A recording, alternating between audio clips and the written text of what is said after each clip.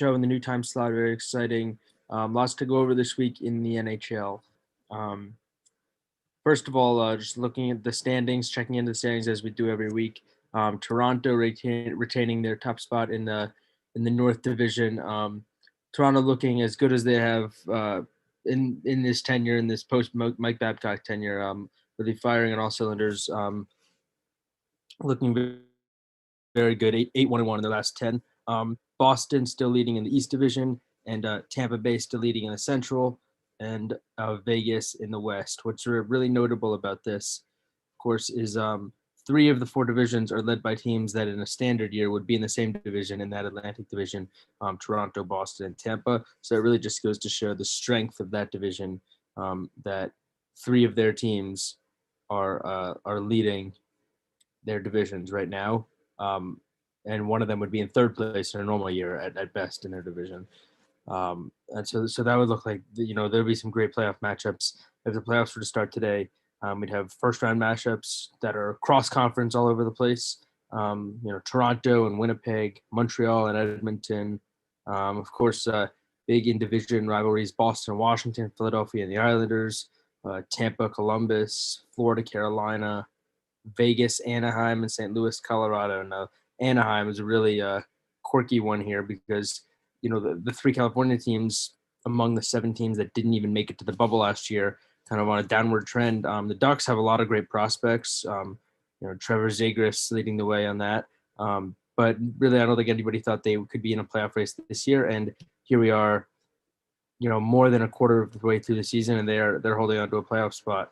And really, Los Angeles and San Jose kind of both look like they're not going to be able to get in the playoffs. But other than Vegas, St. Louis, Colorado, who are locks in some order for the top three, Anaheim, Arizona, and Minnesota really fighting for that final fourth spot. And right now, Anaheim holding on to it, 15 points. Big week in the NHL this week. We have the Blackhawks and Red Wings, of course. Now as division rivals again, long time rivals. I mean, that was some of the best rivalries in hockey during the Red Wings 25-year stretch, making the playoffs and winning the division 20 years in a row. Blackhawks, Red Wings. I mean, every year those are some great games. Of course, the Red Wings going to the East a couple of years ago haven't played quite as much. Also, the Red Wings are pretty terrible now, so it's not as exciting. But now that they're back in the same division, going to be very exciting. Playing Monday and Wednesday, twice in 3 days, Chicago and Detroit this week. Also this week, Saturday will be the 1,000th game in the career of Sidney Crosby. Of course, Crosby, an all-time legend already. But he's played 997 games at this point. We'll have his 1,000th game on Saturday. To this point, through 997 games for Sidney Crosby, 467 goals, 808 assists, 1,275 points. So the production has really been astounding across his 15-year career. And he'll get that 1,000th game in on Saturday against the Islanders at home in Pittsburgh. So as I said, Crosby with 1,275 points through his first 997 games. There have only been 8 players in NHL history that have scored 1,270 points in their first 1,000 games. Obviously, Wayne Gretzky, who had 2,265, which is just, I mean, as good as Crosby is, Gretzky had 1,000 more points through 1,000 games. Marcel Dion, 1,374. Phil Esposito, Steve Yzerman, Brian Trottier, Jaromir Jagr, Yari Curry, Guy Lafleur. Crosby would join that club. I mean, all of them first ballot lock Hall of Famers, as of course Crosby is, but quite an amazing club for him to be in. That he will be joining when he gets his 1,000th game on Saturday. Also this week, another big division matchup. Obviously, everything's a division matchup now, but a couple teams that, I mean, it's very rare. We haven't seen it really in this era of sports that teams are able to play in the same division the year after playing each other in the finals. That's what we have this year with the Tampa Bay and Dallas, the Stanley Cup final rematch. After Tampa Bay defeated Dallas in the Stanley Cup final in 6 games last season. we now have 8 rematches for them as division rivals. 4 back-to-back sets, and this one will be Tampa Bay in Dallas, heading to Texas Thursday and Saturday. Lightning and Stars, the first rematch of the 2 teams that played in the Stanley Cup final last year. So that will be very exciting. And we see, the teams that played each other in the Stanley Cup final haven't been in the same division the following season in 40 years, since 1980-81, when the Islanders and Flyers were in the Patrick division together after the Islanders defeated the Flyers in 6 games in 1980. But of course, that's back when there was, maybe 18 teams in the NHL, or 21 teams in the NHL. Now they have 31, nearly 32. So just for this pandemic shortened year, we kind of get this Stanley Cup rematch 8 times, 4 back-to-backs, and it'll start off this weekend, Thursday and Saturday, between Tampa Bay and Dallas. Another spectacular rivalry heading up this week will be Calgary and Edmonton. Of course, the Battle of Alberta was a lot of people were hoping that it would be a playoff series last year. Unfortunately, it didn't end up being one. But be very exciting whenever Calgary and Edmonton are able to play. So this week we have the Flames and the Oilers Friday at 9 and Saturday at 10 p.m. Back-to-backs, of course, as if it's anything like Battle of Alberta in recent years, especially last year, it'll be very exciting.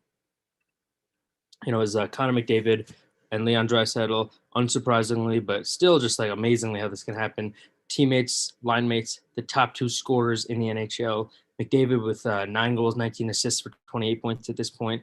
Draisaitl with 8 goals, 18 assists for 26 points. They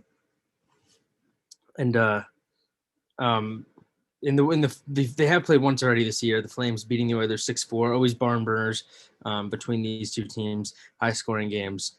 In that game, McDavid had a goal and an assist. Draisaitl had an assist. And they actually both played the final 6 minutes of the game. So really, obviously, the Oilers very, very top heavy. But when you're relying on the best player in the league, and McDavid, one of the best, he's had one of the best first 5 years of all time.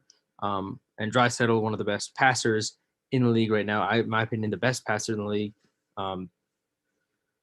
then it's okay to be a little top heavy if you're relying on them. And they'll have a home and home this week. Most back-to-backs this season between teams are in the same arena. A home and home this week. Friday night in Calgary, Saturday night in Edmonton, in the Battle of Alberta, returning this weekend. But despite all of that, all very exciting. Battle of Alberta, the Stanley Cup final rematch, Sidney Crosby's 1000th game. Back-to-back Blackhawks Red Wings games, including the Wednesday night game of the weekend in BC here in America. None of those will compete with the top story of the week, which will be the NHL outdoors in Lake Tahoe, in State Line, Nevada. That's going to be a spectacle, a gorgeous scene. The NHL's had played 30 games outside since 2003, since that first Heritage Classic at Commonwealth Stadium between Montreal and Edmonton. And of course, I've been to a Winter Classic and a Stadium Series, both amazing. I went to the 2015 Winter Classic in Nationals Park between Washington and Chicago, and then the 2019 or 18 Stadium Series at a Navy Marine Corps Stadium between Toronto and Washington, both amazing. Last year the Cotton Bowl for Dallas and Nashville, playing down in Texas, the second largest crowd in hockey history, or in NHL history, and of course the Big House a few years ago between Toronto and Detroit, getting over 100,000 people. So all amazing. Of course, it'll be very different this time. There won't be a crowd, or a very limited crowd during the pandemic, but still, the rink will be on the golf course at Edgewood Tahoe Resort on the southern shore of Lake Tahoe.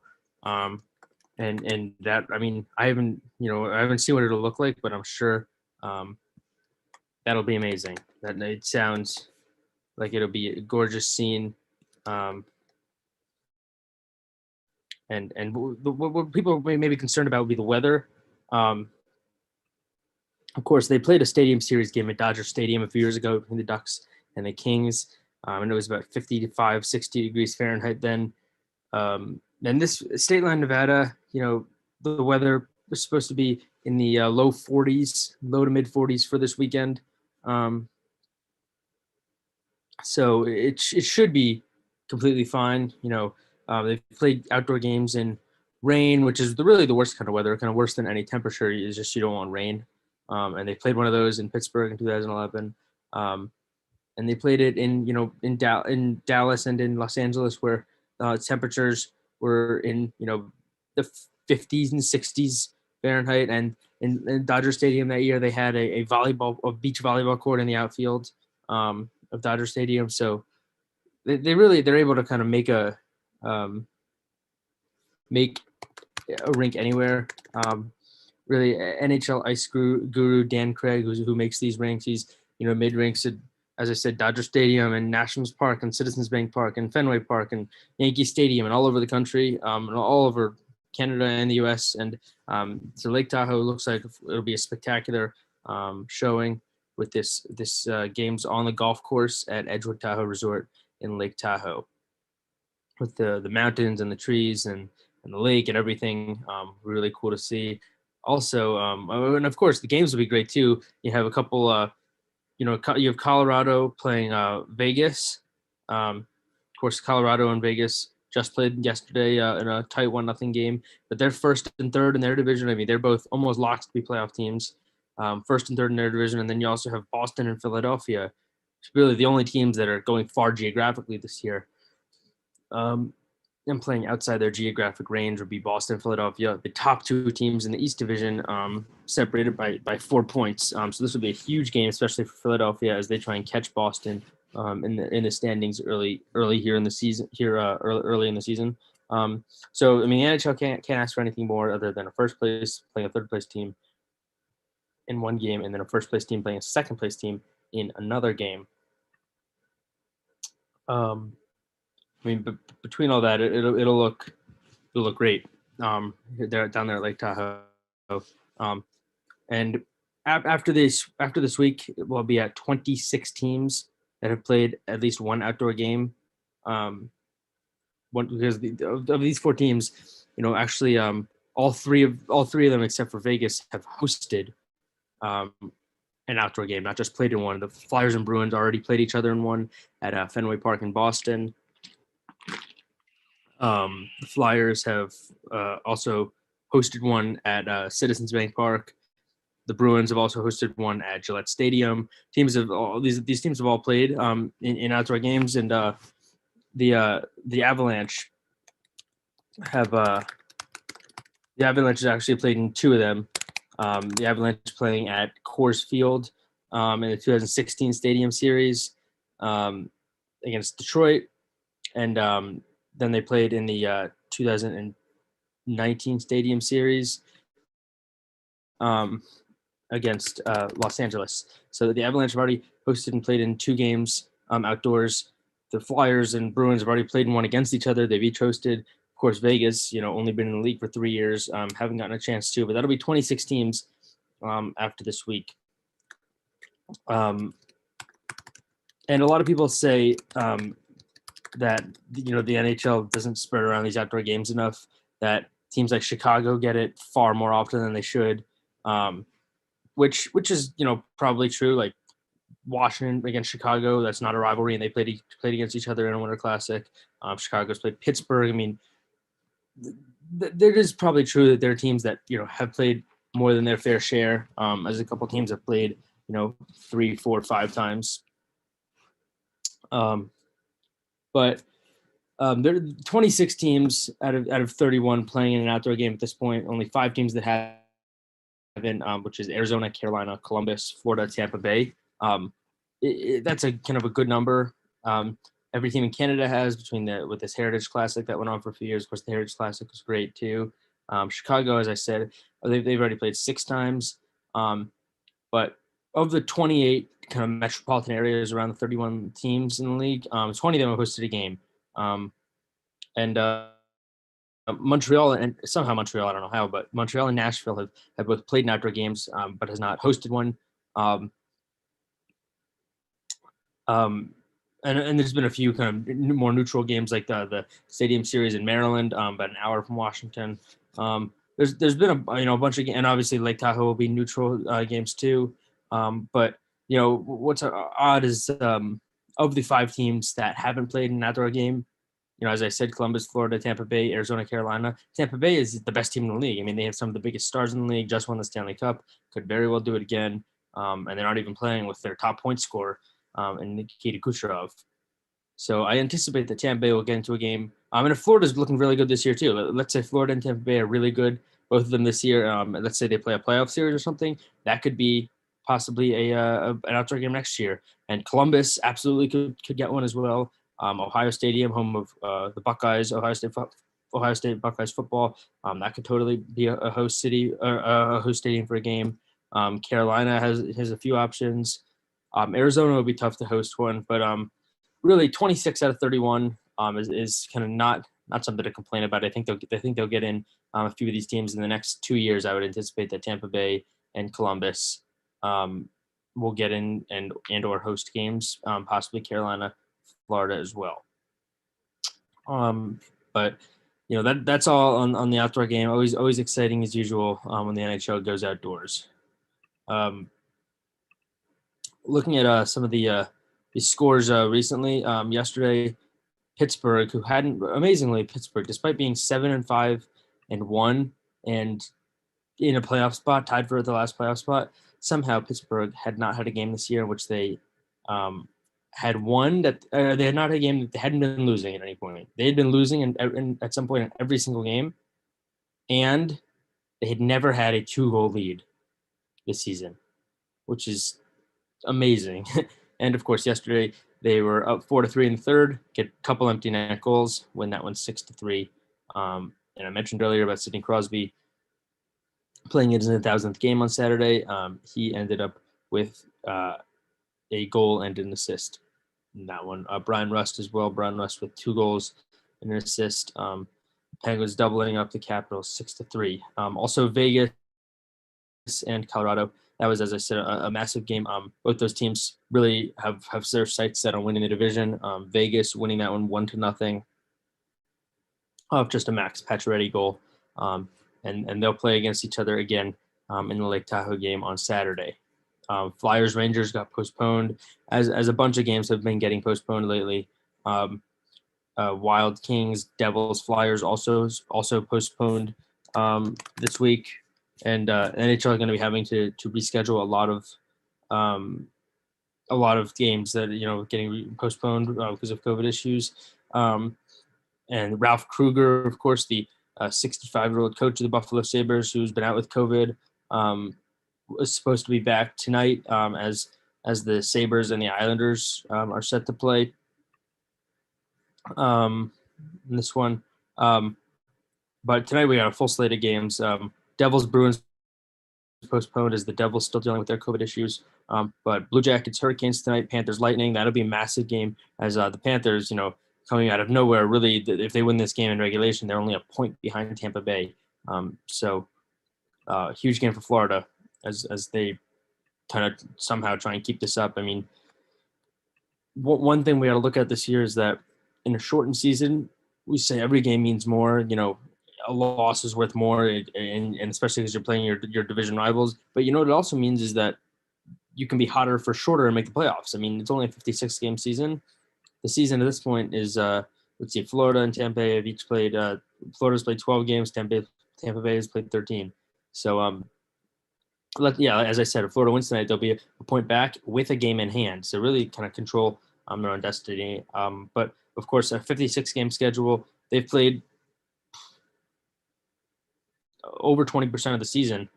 So if they can just stay hot for another, month, they probably would be able to get into a playoff spot. Because in this Central Division, of course, Detroit, terrible. Nashville has not looked good at all this season. I really have no belief that Nashville will make the playoffs. Dallas could absolutely make a run. They're talented enough, as we saw last year in their run to the Cup final. But, they would need to get it going quickly. Chicago, is tied for that last playoff spot with Columbus and Carolina. And Florida, all of them, the four of them tied for 3 spots. So between Florida, Carolina, and Columbus, I think a max of 2 of those teams get in. I think it'd be Florida and Columbus, and then either Chicago or Dallas. But Florida, I mean, they're still chasing Tampa Bay, and that would be huge for them. It's not just in the division, but also in their home state of Florida, with the rivalry between these teams. Tampa Bay with a massive fan base and following. Florida, searching for that. So Florida, Tampa Bay, and also, as I said before, that could be a great outdoor game for either of those teams to participate in or even play each other, if not host. But Florida, Tampa Bay will be a huge game tonight. Chicago and Detroit, when we haven't seen much in recent years since Detroit moved to the East. But Detroit and Chicago playing tonight in Detroit. The Blackhawks in a playoff spot are tied for one, so this game is huge for them. And of course, Detroit, their old rival, looking to spoil that. We also have Nashville and Dallas tonight. Dallas really needs to get it going if they want to get back to the playoffs. Nashville as well, but it just doesn't seem likely. I mean, they kind of look all over the place in disarray. At 6-9 so far this year, they really haven't looked very impressive. Winnipeg and Edmonton. Another battle of two playoff teams in the 3 and 4 spots. If Winnipeg wins tonight, they would jump Edmonton. So they're only a point apart. I mean, in this short season, all the teams are so close to each other and they're playing each other so much. We just see teams kind of leapfrogging each other every night. So Jets and Oilers, that'll be a great one as well. That one at Edmonton. Also in the North Division, Flames and Canucks. The Canucks finally won one, but they're still 2-8 in their or they're still 4-6 in their last 10. Have only won 2 games away from Vancouver. I had picked the Canucks to win the division earlier in this or before the season. I kind of rescinded that last week, but I mean, I thought Ottawa was going to be the only terrible team in the division. Vancouver's looked pretty bad. Not as bad as Ottawa, of course, but Vancouver and Calgary, both of them look on the outside looking in the playoffs behind Toronto, Montreal, Edmonton, Winnipeg, and this would be a huge game for both of them as they just cannot afford to kind of continue this slide. I also have the Ducks and the Sharks. The Ducks, as I mentioned earlier, shockingly in a playoff spot, in playoff positioning, fighting with Minnesota and Arizona for that last playoff spot behind Colorado, Vegas, St. Louis. And the Ducks will need to beat teams like the Sharks. The Sharks are in last place in the division. And if the Ducks are going to actually hold on to this playoff spot through the whole year, they're going to need to win games like this. Also, the Blues and Coyotes, who have played a few times already this year. The Coyotes, also, they're looking to hold back into a playoff spot. That game at 4 o'clock today, actually. But that'll be a big one for both those teams. The Blues looking to jump closer to first place in the division. New York and Buffalo and the return of Ralph Kruger. Ottawa and Toronto. Toronto need to pretty much sweep Ottawa this year. I mean, there's no reason Ottawa should be taking more than 2 points from them throughout the whole year. And then Columbus and Carolina. Columbus and Carolina, as I mentioned, another one of these games where kind of a team can leapfrog each other as they're tied for that 3rd playoff spot in the Central Division. And Columbus and Carolina tonight in Raleigh. Also, as I said, just stat check, McDavid and Draisaitl leading the way in the points, Mitch Marner, Patrick Kane, and then Nick Backstrom. Nick Backstrom, of course, one of the most perennially underrated players across the league. It's the stats have stat leaders have not changed much, and actually not so really surprising at all. Quinn Hughes leading the way with 18 points. He had a spectacular goal this week on I believe Jacob Markstrom. Faked a pass and then went top shelf. So stats we'll keep track of those, but all the typical expected leaders in those divisions. But looks like that'll do it this week for us here on NHL Low Down. Again, in this new time spot every week, Mondays at 2:00 p.m. Eastern, which will be for the foreseeable future. Until next week, thank you for listening. Thank you for watching, and we'll see you next week. I'm Jeremy Schooler. Until then.